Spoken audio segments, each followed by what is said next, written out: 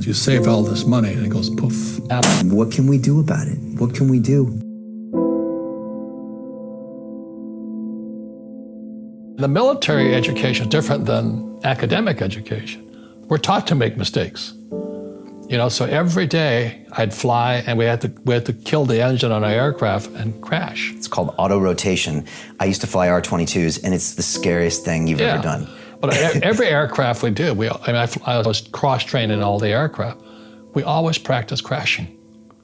Because one day, as you know, you will crash. And you did crash. And I did crash 3 times. But if I didn't practice that, I'd be dead. So what happens to the average person in a financial crash, they don't know what to do. And right now, as you know, for the middle class of the world, we're in a crash. The purchasing power of the yen, the euro, the rupiah, all going down. And people are working harder and harder and harder. And the central banks of the world are printing more money. Interest rates, Trump just told the Fed, don't you raise those interest rates. Well, that screws all the savers. Right. I was on CNN calling the crash of 2008. I said, Lehman's going down. You can check it out. I said to Wolf Blitzer, Lehman's going down. And he goes, oh.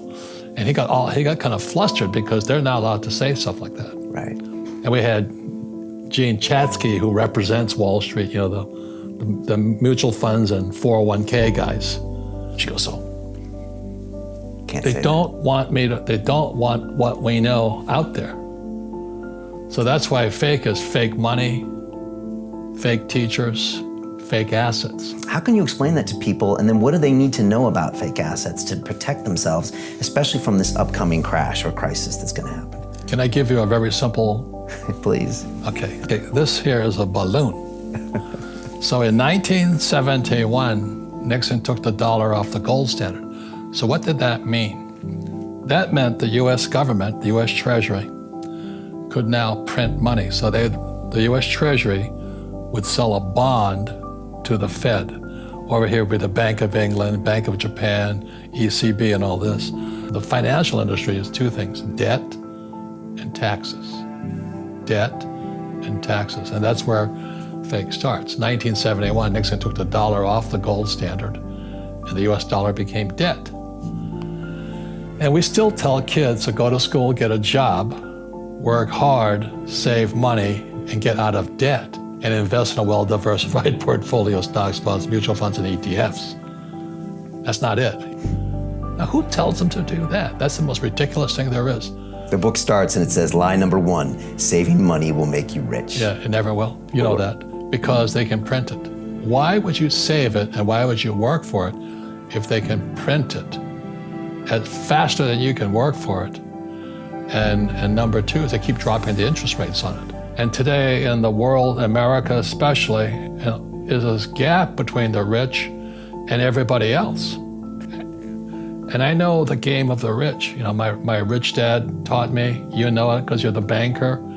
The game the bankers and the rich play is different than what they teach you in school. If you read Rich Dad, Poor Dad, Rich Dad's lesson number 1, the rich don't work for money. Don't you touch that stuff. The people that are being screwed today are the poor and middle class because they work for money. The banker friends, they're not working for money. They have money working for them. Yeah. Right. Very big difference in mentality here.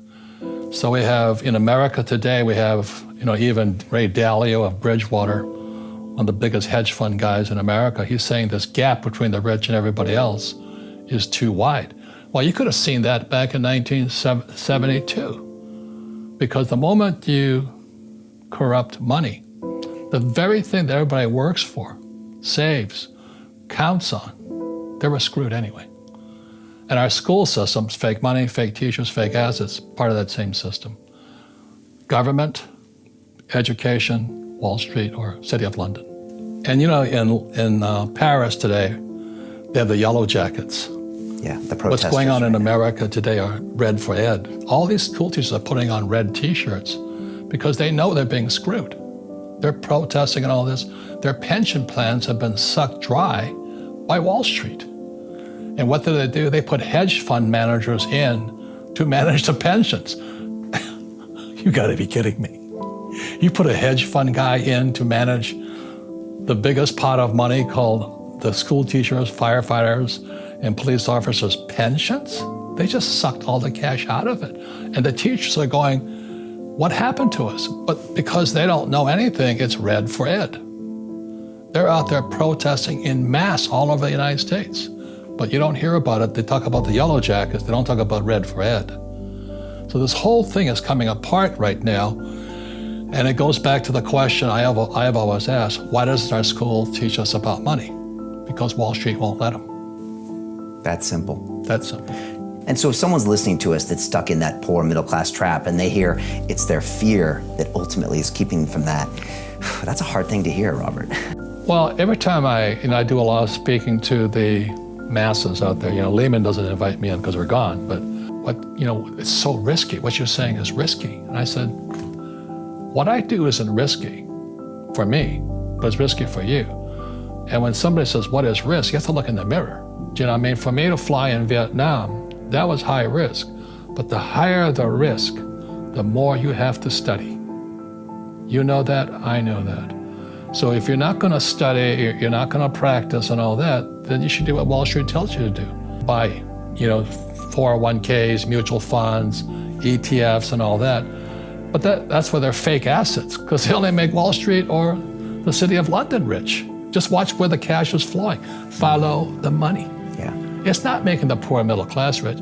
All Wall Street in America has done is rip off the pensions, because pensions are the biggest pool of money in America.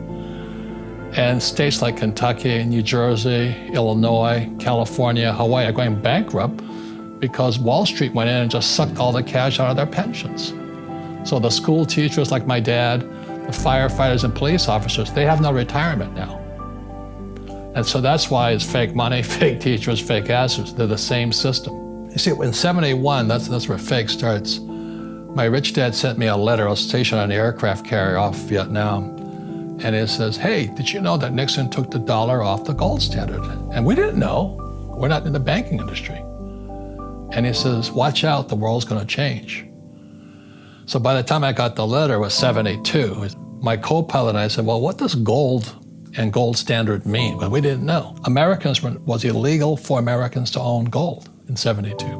Imagine that. Wow. That's how powerful gold was. And the more I researched it, the more I found out.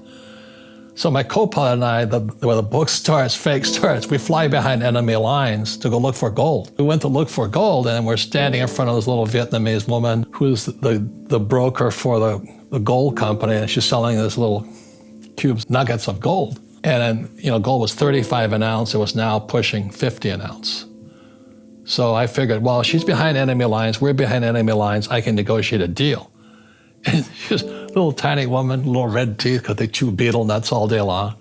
And I go, I'll give you $40. And she goes, ha, ha, ha. So what's she laughing about? We're behind enemy lines, I got US dollars. She goes, ha, ha, ha. And then I realized she knew more about money than I did. I don't think she went to Harvard. Do you know what I mean? She knew that this was worthless. The gold was worth more than my dollars. And that's where the fake money comes from. So even she knew, with very little education behind enemy lines, that the gold was a real asset. It's called spot, right? Right, spot price, yeah. As they know. All over the world, guess what? Same price, right? Yeah, it's the same price. Behind enemy lines, same price. So in 71, it was the US, not anybody else, basically screwed the world economy. So rather than fix the economy, they just did this.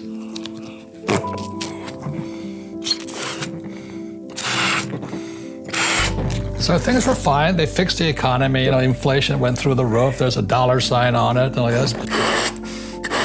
So 87, there was, the real estate, everything's getting expensive. Inflation's going crazy in the 80s. Right. 87 crash, big crash. Did anything happen? No, nothing happened. They just. So 87, it went like this, and there was the LTCM plus the Southeast Asian crash, the rupiah crash and all this. Yeah, in the end of the 90s. So what did Greenspan do? It was the Greenspan put, right? He says, oh, don't worry.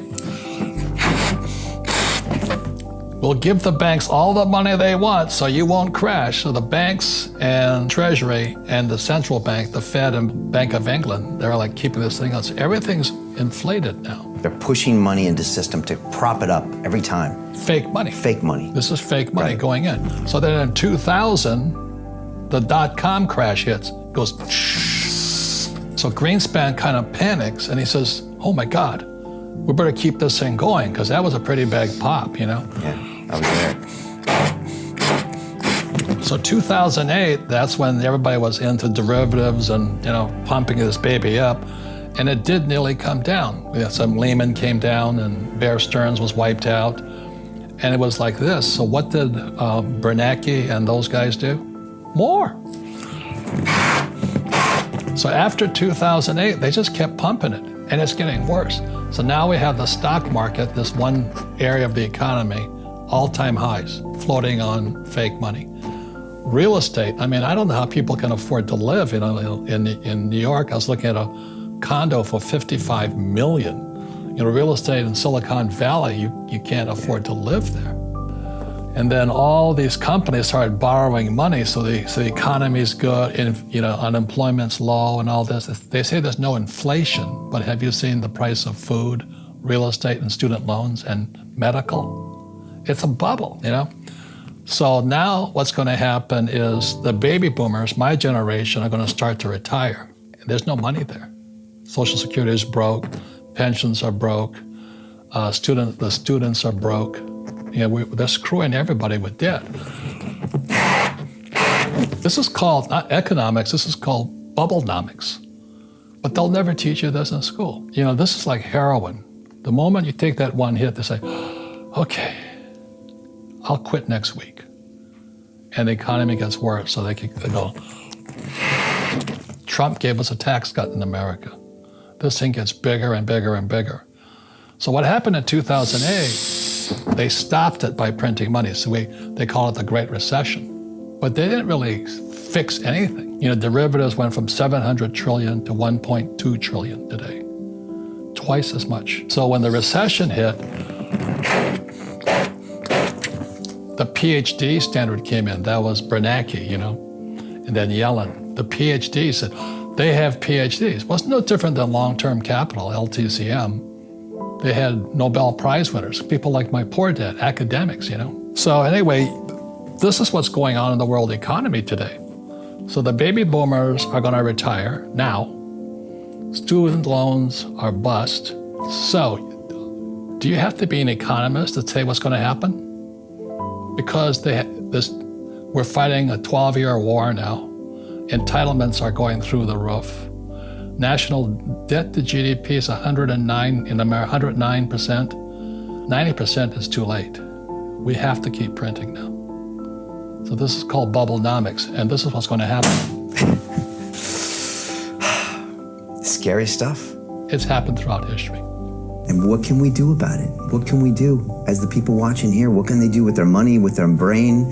And what's going to happen with these crashes? I mean, this is kind of blood on the streets type stuff. I mean, we've never seen anything like this. Here I am, I'm Mr. and Mrs. America or England or France. Doesn't make any difference. You save all this money and it goes poof. So it sits there right now and the world teeters. Japan is almost gone. I think they're 220% debt to GDP. Yeah. China's in horrible shape. You look at what's happening in Spain, Italy, Greece, what's going on in Venezuela, Brazil, Argentina. You know, the world is teetering right now, and it all goes back to 1971, when I was flying behind enemy lines looking for gold. So I decided that I'm going to put myself on the gold standard. That's what Rickard says to do. Just put yourself on the gold standard. So we buy real gold, not ETFs. That's fake gold. So my wife and I have been buying gold since I don't know when. Because there's an old saying, do you build your house on sand or do you build it on rock? So do you build your house on cash or do you build it on gold coins? So we kept just saving gold coins. We didn't have much money. We kept, you know, and as we got richer and richer and richer, we had more and more gold coins and our foundation got stronger. But think of this. It was $290 in 1999. And today it's $1,300. So never say, I can't afford it. Ask yourself, how can I? The reason I have so much money is because I don't say I can't do it. I just go, how can I do it? And I just go and do it. So I make a lot of mistakes, but that's how I learn. How can I? The poor people, like my poor dad, always said, I can't afford it. Do you think I'm made of money? I'm a school teacher. I can't do that. And I picked that up. And my rich dad never said those words. So when I meet poor people, they use the words I can't a lot. So the people that say, I can't afford it, I can't do this, I can't get to college, the rich are evil, I choose not to participate in that. And that's one thing people could change today. Correct. Right now is that dialogue in their head. Stop saying the word can't. I can't. Right. So how can I? How can I? Especially as in, I can't afford it. How can I afford that? Right. Because that opens them up to looking at it as an investment to a greater future. Right. So everybody can do something. You can buy silver for $2. You can buy a US dime for $2. Right. Go real as fast as you can. Don't have to do that much. But that's what Rickards does, what I do. We're going real because the rest is fake. Okay. That's what Rickards says too. Right. And that's I own real estate, land, gold, and he recommends museum quality artwork. So you want people to understand what's fake and what's real. Correct. To get into the real assets because that's the way to protect from the next crash. And our schools will never teach us this. Right. Never. And Wall Street won't either. They make too much money. They don't make money off of gold or real estate or Bitcoin. 1929 crash was this big. 2008 was that big. And the next one's going to be that big. That's it.